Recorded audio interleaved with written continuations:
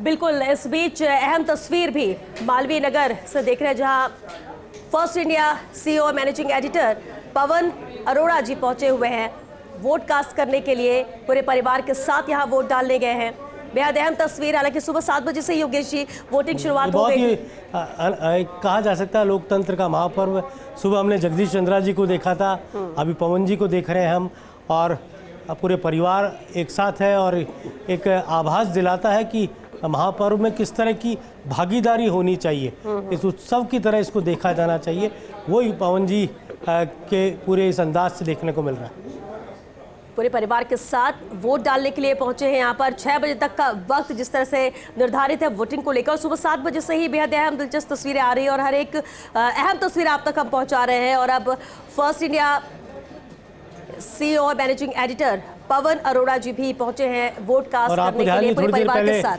अभी ऑफिस में आए थे बिल्कुल, और हौसला अफजाई करके गए थे, हम सभी की हौसला बढ़ा के गए थे और अब वोट डालने पहुंच गए। लगातार क्योंकि चैनल और न्यूज़पेपर पर भी नजर बनी हुई थी और इसलिए शायद ये वक्त 3 बजे का यहाँ पर तय किया पवन जी ने कि जाकर वोट कास्ट करेंगे, और पूरे परिवार के साथ गए, कतार में लगे और उसके बाद वोट डाला। बेहद अहम है। देखिए, ये महापर्व जैसे हम बार बार बात भी कर रहे हैं कि इतना बड़ा महापर्व है, साल में एक बार तो हर त्यौहार आता है, लेकिन 5 साल में एक बार आने वाला अगर कोई त्यौहार है तो वो यही दिन होता है। चुनाव होते हैं विधानसभा के, और ऐसे में इसलिए कहा जाता है कि बढ़ चढ़ कर इसमें हिस्सा ले। और अभी भी वक्त बहुत ज्यादा है, कह सकते हैं कि अगर अभी 3 बजे का वक्त, 3:30 करीब बज रहे, 6 बजे तक का टाइम है और वोट कर ही हम राजस्थान के वोट परसेंट को बढ़ा सकते हैं। बहरहाल चलिए, हम चर्चा क्योंकि कर रहे थे चेहरों को लेकर जिन्होंने त्रिकोणीय और चतुष्कोणीय मुकाबला बना दिया है, और इसी में हम बात कर रहे थे जौहरी लाल मीणा की, खिलाड़ी लाल बैरवा। देखिए, खिलाड़ी लाल बैरवा, आपको ध्यान होगा श्वेता कि बड़ा नाम है कांग्रेस पार्टी में, सांसद भी रहे हैं धौलपुर करौली से, अब की बार एमएलए। बीच में आप अशोक गहलोत के साथ डटे रहे थे, बाड़ेबंदी के वक्त 102 एमएलएज में शामिल थे, फिर इनका मोहभंग हुआ अशोक गहलोत कैंप से, फिर ये पायलट कैंप में चले गए, फिर पायलट के सिपह सलार बन गए, और खिलाड़ी लाल बैरवा बसेडी से विधायक रहे। अब वो नहीं चाहते थे चुनाव लड़ना, पता नहीं क्यों उन्होंने फैसला किया, लेकिन चुनाव नहीं लड़ना चाहते थे, और खिलाड़ी लाल बैरवा को वहाँ की जी। देखो, इस बीच अहम तस्वीर आपको दिखाते हैं मालवीय नगर जयपुर से। अहम तस्वीर आप देख रहे हैं जहां first India CEO managing editor Pawan Arora ji भी वोट कास्ट करने पहुंचे। रहता है कि मैं पूरे परिवार के साथ मतदान करने आता हूं। मेरा अपना मानना ये है कि हमारा लोकतंत्र तभी मजबूत हो सकता है जब हम इस मतदान की प्रक्रिया के हिस्सा बने। और एक तरह से लोग कहते हैं कि वोट देना आपका अधिकार है, तो मैं कहता हूँ ये अधिकार ही नहीं है बल्कि आपका कर्तव्य भी है। तो एक अच्छी सरकार का चुनाव हो, एक अच्छे भविष्य का निर्माण हो, इसके लिए सभी को वोट देना ज़रूरी है। एक ये बहुत ही संतोष की बात है कि अभी तक लगभग 50% मतदान हो चुका है, और जितने प्रयास इस बार हुए हैं कि मतदान प्रतिशत बढ़ाया जा सके, उसके लिए लोगों को घर घर जाकर के विभाग की ओर से, निर्वाचन विभाग की ओर से पर्चियों का वितरण किया गया है। इसके अलावा ख़ास तौर पे जो बुज़ुर्ग हैं, 80 साल से ऊपर हैं, दिव्यांग हैं, उनके लिए घर पे ही वोटिंग की व्यवस्था की गई है। और दूसरा एक ख़ास परिवर्तन इस बार जो है, वो जो पोस्टल बैलेट पेपर इशू होते थे सरकारी कर्मचारियों को जो कि पोल ड्यूटी पे जाते हैं, उनमें से अधिकांश लोग अपना पोस्टल बैलेट पेपर भर के वापस जमा नहीं करा पाते थे।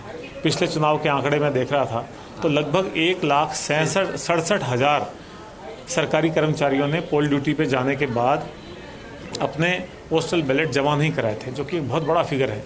जबकि दोनों पार्टियों के बीच में हार जीत का अंतर मात्र 1,91,000 था। अब आप सोचिए, 1,91,000 के अंतर में 1,67,000 पोस्टल बैलेट वापस नहीं आए।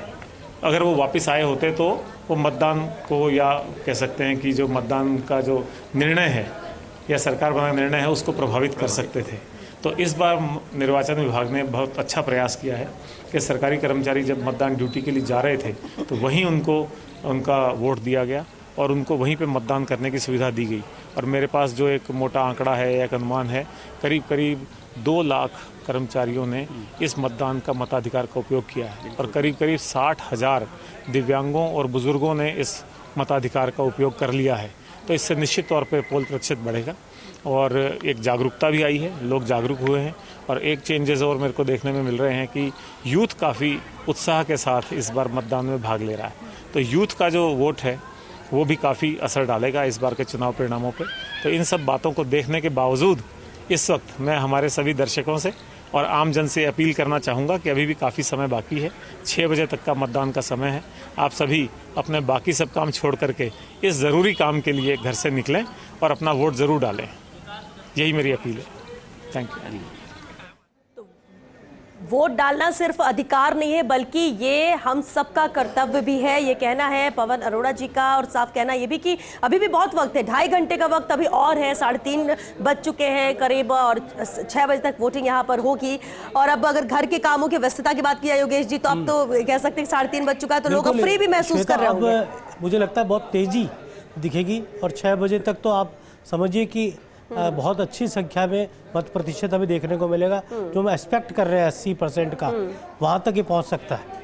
और बिल्कुल पहुंचना भी चाहिए 80%, क्योंकि 74.72 तो पिछले बार था और पिछले बार का रिकॉर्ड तोड़ना है तभी तो एक अलग बात, बड़ी बात होगी, क्योंकि कई नव मतदाता भी जुड़े हैं। और ऐसे में जब बढ़ चढ़कर सब हिस्सा लेंगे इस महापर्व में, तो वोटिंग प्रतिशत भी बढ़ना तय है और इसे बढ़ाने की ही मेहनत कई महीनों से यहाँ पर चुनाव आयोग भी कर रहा था। तो ऐसे में जिम्मेदारी हमारी, आपकी, हम